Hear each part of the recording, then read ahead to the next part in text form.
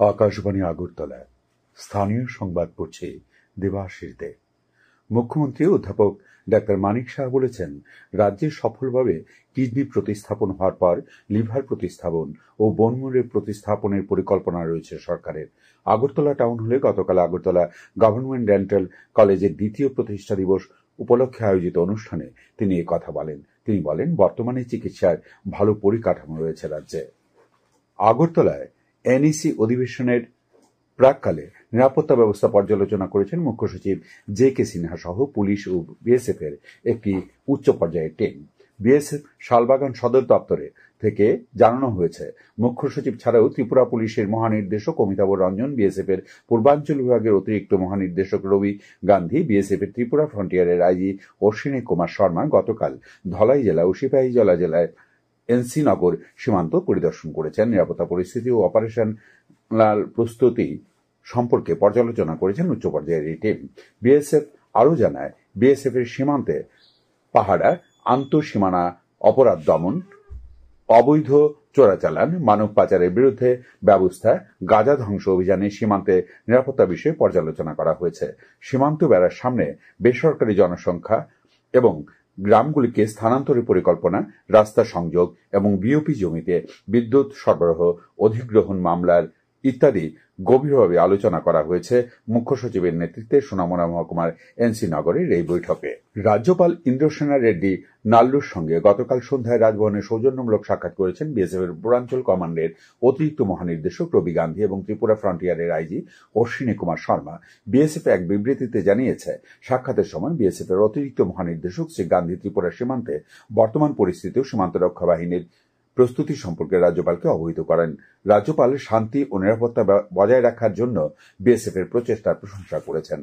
আগামী 25 ডিসেম্বর থেকে 1 জানুয়ারি পর্যন্ত 7 দিনব্যাপী জিরানিয়ার দশমী ঘাটে ত্রিপুরেশ্বরী কুম্ভমেলার আয়োজনের প্রস্তুতি নেওয়া হয়েছে।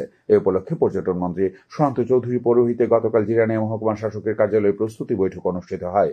বৈঠকে পশ্চিম ত্রিপুরা জেলা পরিষদ ও পশ্চিম ত্রিপুরা জেলা প্রশাসন, জিরানিয়া নগর পঞ্চায়েত, সমষ্টি উন্নয়ন ব্লক, পঞ্চায়েত সমিতি সহ জিরানিয়া মহকুমার অন্তর্গত বিভিন্ন স্তরের জনপ্রতিনিধি ও প্রশাসনিক আধিকারিকরা উপস্থিত ছিলেন। বৈঠকে মন্ত্রী মেলা ও উৎসব সুষ্ঠু ও সুন্দরভাবে সম্পন্ন করার জন্য আধিকারিকদের নির্দেশ দেন।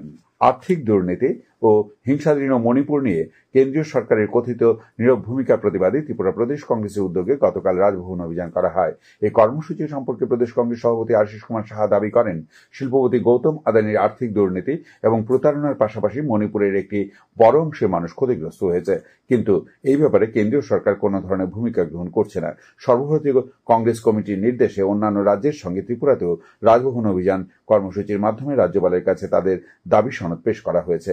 এর আগে আগরতলা প্রেস ক্লাবের সামনে থেকে একটি মিছিল শুরু হয়ে সার্কিট হাউস সংলগ্ন এলাকায় গিয়ে শেষ হয়। সেখান থেকে প্রদেশ কংগ্রেসের তরফে এক প্রতিনিধি দল রাজভবনে গিয়ে রাজ্যপালের হাতে তাদের দাবি সনদ তুলে দেন। প্রধানমন্ত্রী নরেন্দ্র মোদী আগামী 29 ডিসেম্বর রবিবার সকাল 11টায় আকাশবাণী মন কি বাত অনুষ্ঠানে দেশ বিদেশের জনগণের সঙ্গে মত বিনিময় করবেন। এটি হবে মন কি বাতের 117তম পর্ব।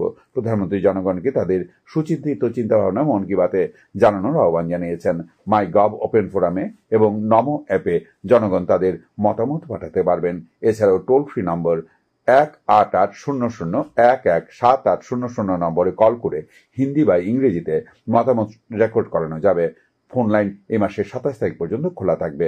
এছাড়াও 1922 নম্বরে মিস কল দিলে যে লিঙ্ক পাওয়া যাবে তাতেও SMS করা যাবে।